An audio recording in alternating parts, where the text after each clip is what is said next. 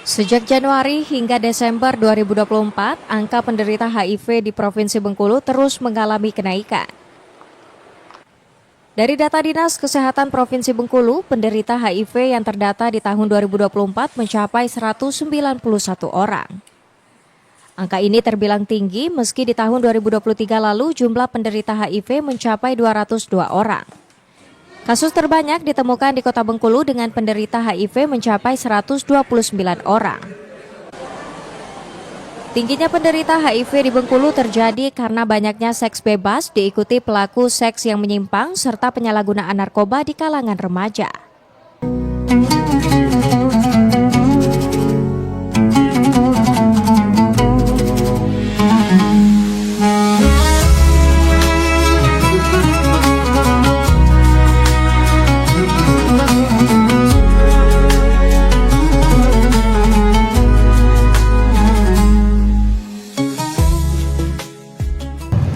Bismillahirrahmanirrahim. Assalamualaikum warahmatullahi wabarakatuh. Innal hamdalillah nahmaduhu wa nasta'inuhu wa nastaghfiruh wa na'udzu billahi min shururi anfusina wa sayyiati a'malina. May yahdihillahu fala mudilla lahu wa may yudlil fala hadiya lahu. Asyhadu an la ilaha illallah wahdahu la syarika lahu wa asyhadu anna Muhammadan abduhu wa rasuluh la nabiyya wa la rasula ba'dah.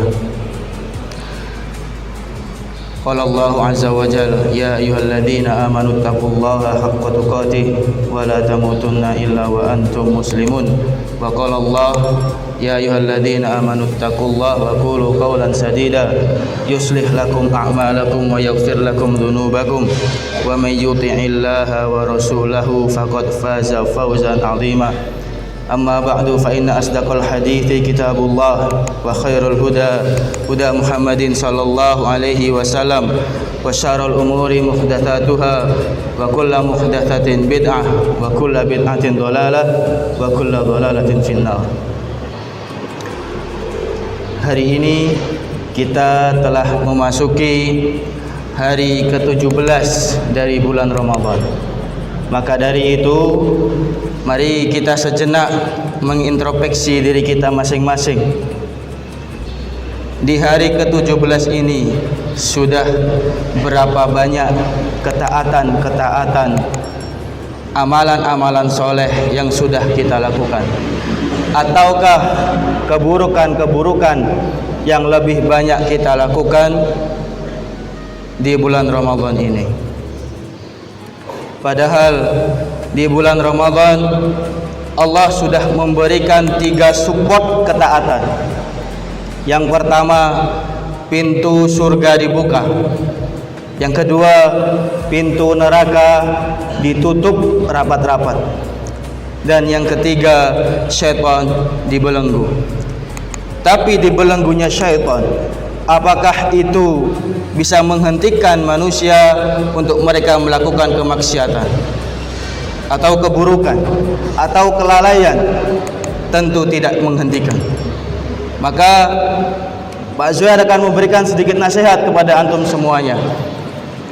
Apabila di bulan Ramadan ini kemudian kita masih banyak melakukan kelalaian-kelalaian, masih banyak melakukan keburukan-keburukan, masih banyak melakukan kemaksiatan-kemaksiatan, padahal syaitan dibelenggu, maka sejatinya keburukan, kelalaian, kemaksiatan yang kita lakukan itu bukan berasal dari hasutan setan. Pak Azhar ulangi sekali lagi. Ketika di bulan Ramadan ini kita masih melakukan keburukan, kita masih melakukan kelalaian-kelalaian, kita masih melakukan kemaksiatan, maka semua itu tidak berasal dari hasutan setan, bahkan melainkan bahwa dirinya lah setannya.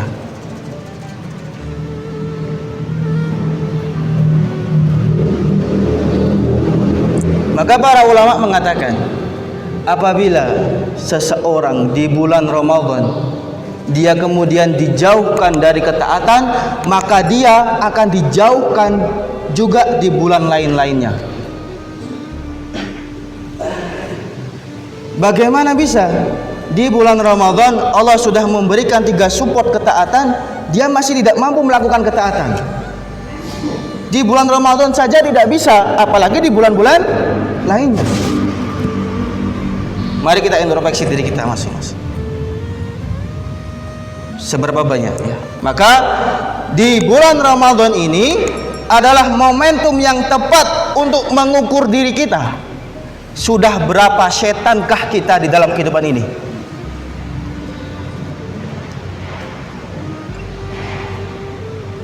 Silakan ukur diri antum. Lebih banyak baca Qur'annya kah atau lebih banyak tidurnya? Lebih banyak qiyamul lailnya kah atau lebih banyak tidurnya? Memang tidur itu sangat mengenakkan. Tapi kata Ibnu Qayyim Al-Jauzi, hati itu bisa mati karena disebabkan banyak tidur. Tidur bisa menghancurkan semuanya. Amal-amal soleh yang sudah antum schedulekan itu akan hancur disebabkan oleh tidur yang berlebihan. Antum tidak akan mendapatkan apa-apa karena antum tidur. Kadang orang mengatakan pahala itu ibadah. Antum nggak usah sholat kalau antum mengatakan tidur itu ibadah. Cukup antum tidur saja, nggak usah sholat. Tuh. Maka kita introspeksi diri kita. Di bulan Ramadan ini harus lebih baik lagi daripada Ramadan yang belumnya. Ini masih pembukaan. Maka di kesempatan yang saat ini Pak Zuhair diberikan tema oleh Ustadz Mawardi tentang adab terhadap lawan jenis. Kemarin sudah sering disampaikan oleh teman-teman, ini mengenai syahwat. Insya Allah tidak jauh berbeda. Pak Zuhair akan ngasih tahu bahwasanya kalau lawan jenis pasti akan berkaitan dengan yang namanya wanita. Dan wanita ini adalah fitnah terbesar bagi kaum lelaki. Wanita adalah fitnah terbesar bagi kaum lelaki. Rasulullah SAW bersabda, "Ma taraktu ba'di fitnatan." Aku tidak meninggalkan setelahku sebuah fitnah ala rijal, kepada seorang laki-laki, minan nisa, dibandingkan daripada fitnah wanita. Itu sabdanya. Berbahaya sekali ini wanita. Pembunuhan pertama kali yang terjadi di muka bumi ini karena apa? Karena wanita. Qabil dan Habil. Pak Zuhair ceritakan.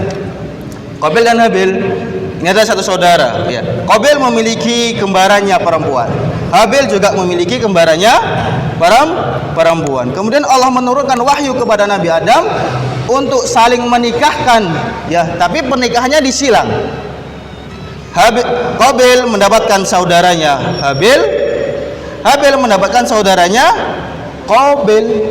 Tetapi Qabil tidak terima kalau Habil mendapatkan saudaranya, karena saudaranya Qabil ini lebih cantik dibandingkan saudaranya Habil. Qabil merasa bahwa dirinya lebih pantas atas saudaranya. Kemudian Allah menurunkan wahyu lagi supaya Qabil dan Habil ini sama-sama memberikan kurban, ya. Sama-sama memberikan kurbannya. Ternyata kurban yang diterima ini kurbannya si Habil. Maka kemudian karena korbannya yang diterima adalah korbannya si Habil, maka Habil lah yang berhak atas saudaranya Qabil. Maka panaslah si Qabil ini karena korbannya tidak diterima. Akhirnya kemudian dibunuhlah si Habil. Masya Allah. Dan Qabil akan menerima dosa-dosa dari seseorang yang sampai saat ini melakukan yang namanya pembunuhan. Itu pembunuhan pertama kali di muka bumi ini karena siapa? Karena wanita. Bani Israel itu hancur juga dia karena wanita. Di dalam sabda Nabi, "Fattaqullah wattaqun nisa." Waspadalah kalian dengan wanita, waspadalah kalian kepada Allah, takutlah kalian kepada Allah dan takut takutlah kalian kepada wanita. Fa inna awwala fitnata bani Israil, sesungguhnya fitnah yang pertama kali menimpa Bani Israel kanat fin nisa, itu karena wanita. Bahaya sekali wanita. Bahaya apa tidak, Mas? Bahaya sekali. Memang wanita itu di mata laki-laki semuanya cantik ya. Gerak-geriknya cantik, tubuhnya cantik, suaranya cantik, semuanya cantik di mata laki-laki. Tapi tipu dayanya sangat luar biasa di dalam Al-Quran. Antum semuanya pasti hafal. Inna kaidas syaitani dha'ifa. Tipu daya syaitan itu lemah. Tapi tipu daya wanita, inna kaidakunna azim. Tipu daya mereka kuat. Jangan main-main sama tipu daya wanita. Tipu daya syaitan itu lemah, tapi tipu daya wanita kuat. Hati-hati. Maka Pak Zuhair akan memberikan solusi supaya antum tidak terjebak ke dalam fitnah wanita ini. Apa solusinya? Solusinya di dalam Al-Quran, surat An-Nur ayat 30. Siapa yang hafal? Qulil mu'minina yaghuddu min absarihim wa yahfadhu furujahum. Berapa solusinya? Berapa solusinya? Dua. Cuma dua. Cuma dua. Wa yaghuddu min absarihim. Tundukkan pandangan. Tundukkan pandangan. Ada suatu perkataan, kulul hawaditha mabda'aha minan nadhar. Setiap kecelakaan itu awal mulanya dari pandangan. Kalau antum sudah tidak bisa menjaga pandangan, nanti akan terbawa kemana-mana. Maka kunci yang paling utama adalah pandangan. Jaga pandangan antum. Maka kemarin di hari Sabtu itu Pak Zuhair sampaikan kepada adik-adik kelas 10 dan kelas 11. Pak Zuhair itu juga paling hati-hati itu buka Instagram. Dia puasa ini. Takut Pak Zuhair buka Instagram. TikTok, Pak Zuhair nggak punya TikTok, anti, nggak mau Pak Zuhair install TikTok. Ngabuburit, nggak ada manfaatnya antum ngabuburit. Tak kasih tahu, setiap antum berjalan, antum akan melihat cewek cantik. Setiap pandangan itu antum akan mengurangi pahala antum. Cantik, berkurang pahalanya sudah. Cantik, antum lihat, berkurang sudah pahala antum. Habis sampai rumah pahala puasanya. Buat apa antum puasa? Gak usah ngabuburit.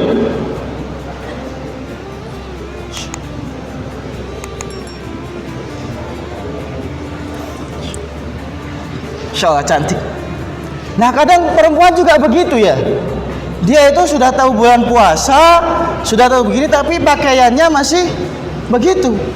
Kita sebagai seorang laki-laki pun kadang bingung ya. Kita kadang bingung juga. Ini kalau dilihat kita berdosa, kalau nggak dilihat ini penampakan yang bagus, gitu ya. Kan begitu. Antum begitu ya. Dan bingung juga kita, ini dilihat berdosa, gak dilihat ini penampakan bagus, sayang ya. Astagfirullah. Ya itu, jaga pandangan antum. Kalau antum sudah tidak bisa menjaga pandangan, antum juga tidak akan bisa menjaga furujnya, kemaluannya. Kemarin sudah disampaikan siapa? Mas Fakih. Berawalnya dari apa Fakih? Pandangan.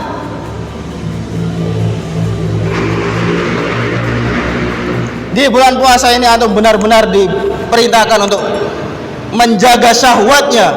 Wong yang suami istri aja diharamkan di siang hari, apalagi yang bukan. Jadi Pak Zuhair ini harus menahan ini di siang hari ini. Nggak boleh, halal nggak boleh, itu pun yang halal, apalagi yang haram nggak boleh. Gimana kalau puasa terus pacaran, batal nggak puasanya? Tidak batal. Tapi buat apa antum puasa? Antum hanya mendapatkan lapar dan dahaga saja. Itu diperhatikan ya. Maka yang terakhir ini, yang terakhir, nanti antum kan akan dihadapkan dengan Idul Fitri. Nah, biasanya di Idul Fitri itu antum akan bersilaturahim dengan salaman. Maka adabnya juga adalah antum tidak boleh bersalaman yang bukan mahram antum. Bahaya. Kalau sudah kesetrum, sudah bahaya. Bahaya sekali. Coba Pak Zuhair tanya kepada antum semua, kalau antum sudah disetrum oleh perempuan, apa yang terjadi? Hilang akalnya sudah. Hilang sudah. Maka tidak boleh bersalaman yang bukan mahram. Yang kelas 12 sudah pernah Pak Zuhair ajarkan, ya. Dulu di bab pernikahan, wanita-wanita yang tidak boleh dinikahi, yaitu mahramnya semuanya. Kelas 10 11 sudah tahu mahramnya? Apa perlu Pak Zuhair jelaskan di sini juga? Perlu? Gak usah. Sudah tahu. Yang Pak Zuhair tekankan adalah kakak ipar. Kakak ipar itu bukan mahram. Jadi antum tidak boleh bersalaman. Kakak ipar itu, kalau antum punya kakak laki-laki, kakak laki-lakinya sudah menikah, istrinya kakak itu tidak mahram dengan antum. Tidak mahram. Tidak boleh bersalaman. Sepupu juga tidak mahram dengan antum. Oh, ini sepupu saya Ustaz, nggak apa-apa. Nggak boleh. Nanti antum kesetrum, bahaya kalau sudah kesetrum itu.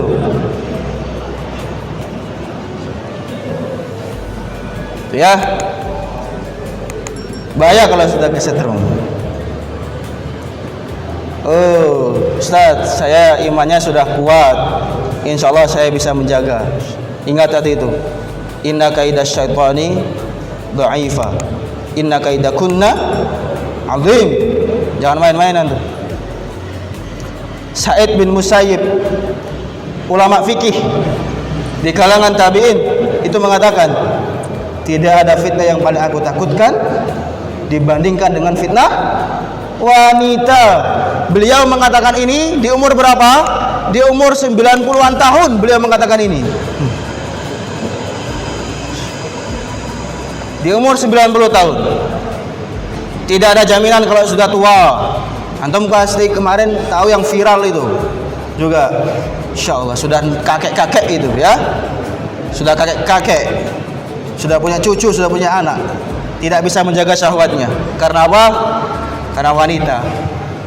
Kalau antum tidak ingin menjadi laki-laki yang hilang akalnya, terjerumus dalam zina, maka antum jaga pandangan antum. Jaga pandangannya. Siap semua menjaga pandangan. Siap? Karena sudah siap menjaga pandangan, mungkin sekian dari Pak Zuhair. Sekian dari Pak Zuhair, semoga bermanfaat bagi kita semua, menjadi pengingat juga bagi Pak Zuhair. Subhanakallahumma wa bihamdika asyhadu an la ilaha illa anta astaghfiruka wa atubu ilaik. Wassalamualaikum warahmatullahi wabarakatuh.